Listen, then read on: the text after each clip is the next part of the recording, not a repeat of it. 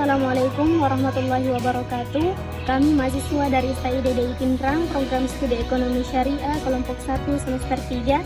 Video ini dibuat untuk menyelesaikan salah satu tugas dalam mata kuliah Ekonomi Mikro Islam dengan dosen pengampu Ibu Andi Bisiriani, SHME.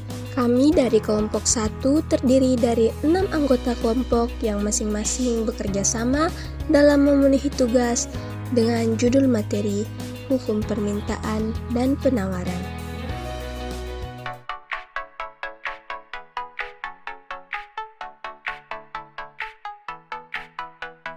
Sebelum masuk ke pembahasan lebih lanjut, izinkan kami memperkenalkan diri terlebih dahulu.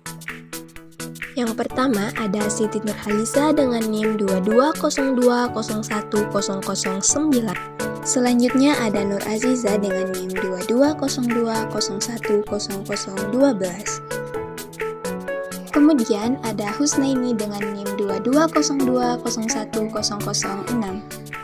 Selanjutnya dengan saya sendiri Anggi Solihin dengan NIM 2202010001. Lalu ada Farah Ramdana dengan NIM 2202010020. Dan yang terakhir ada M. Ilham dengan NIM 2202010015. Baiklah, kami dari kelompok 1 akan mempresentasikan materi dengan judul Hukum Permintaan dan Penawaran. Saya akan menjelaskan pengertian permintaan. Apa sih itu permintaan? Permintaan yakni suatu keinginan konsumen membeli suatu barang pada berbagai tingkat harga selama periode waktu tertentu. Misalnya jika ingin membeli cabai yang ada di pasar karena adanya permintaan dari konsumen. Permintaan juga bisa diartikan sebagai jumlah barang atau jasa yang diinginkan atau dibutuhkan oleh pelanggan. Kata kunci permintaan yakni dilihat dari sudut pandang konsumen. Kemampuan manusia untuk melakukan permintaan terhadap barang dan jasa sangatlah terbatas. Keterbatasan manusia dalam melakukan permintaan dipengaruhi oleh faktor-faktor tertentu. Berikut adalah faktor-faktor dari permintaan antara lain. A. Harga barang, yaitu jika harga barang naik maka jumlah barang yang diminta berkurang, dan sebaliknya apabila harga barang turun maka jumlah barang yang diminta akan bertambah banyak.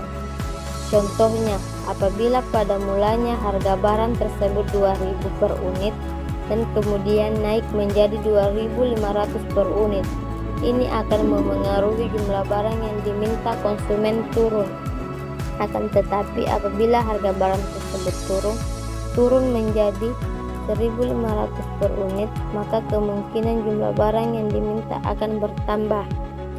B. Pendapatan konsumen. Semakin tinggi pendapatan konsumen, maka akan mendorong permintaan yang semakin tinggi pula, begitupun dengan sebaliknya. C. Selera masyarakat. Musiman tergantung pribadi konsumen masing-masing. Selera sangat mempengaruhi permintaan seseorang. Apabila orang tersebut sangat menyukai suatu barang, walaupun harga barang tersebut mahal, maka pembeli tidak menghiraukan akan kenaikan harga. Begitupun sebaliknya, jika selera masyarakat rendah, maka permintaan barang pun rendah. Contoh lain, masyarakat Padang yang lebih menyukai makanan pedas daripada orang Jawa. Secara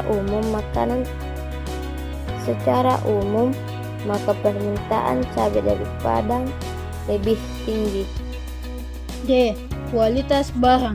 Jika kualitas barang bagus dan harga barang tersebut lebih mahal sedikit dari barang lain yang sama, maka masyarakat lebih memilih membeli barang tersebut.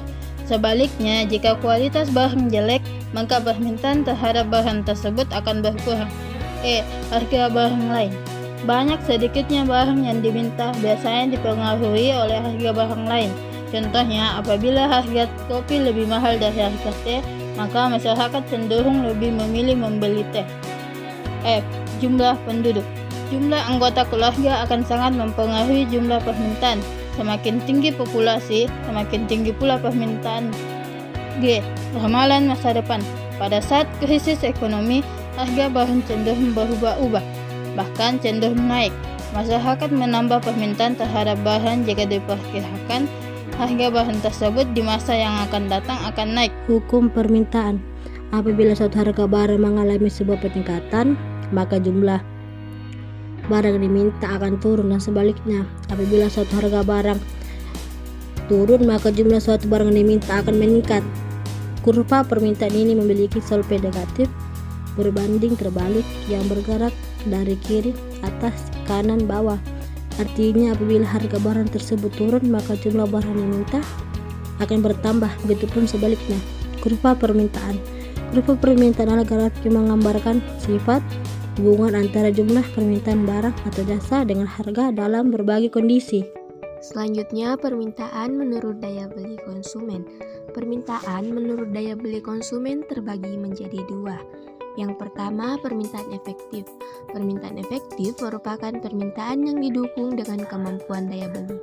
Artinya, permintaan ini berasal dari konsumen yang betul-betul memiliki kemampuan untuk membeli barang dan melakukan transaksi. Selanjutnya, yang kedua, permintaan potensial. Permintaan potensial merupakan permintaan yang didukung dengan kemampuan daya beli, tetapi belum melakukan transaksi. Artinya, permintaan ini masih berupa keinginan untuk membeli dan belum melakukan transaksi. Kemudian ada permintaan menurut jumlah konsumen. Yang pertama, permintaan individual. Permintaan individual merupakan permintaan yang berasal dari masing-masing orang terhadap suatu barang.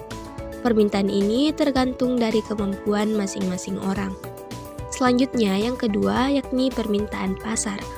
Permintaan pasar merupakan permintaan yang dilakukan masyarakat pada umumnya.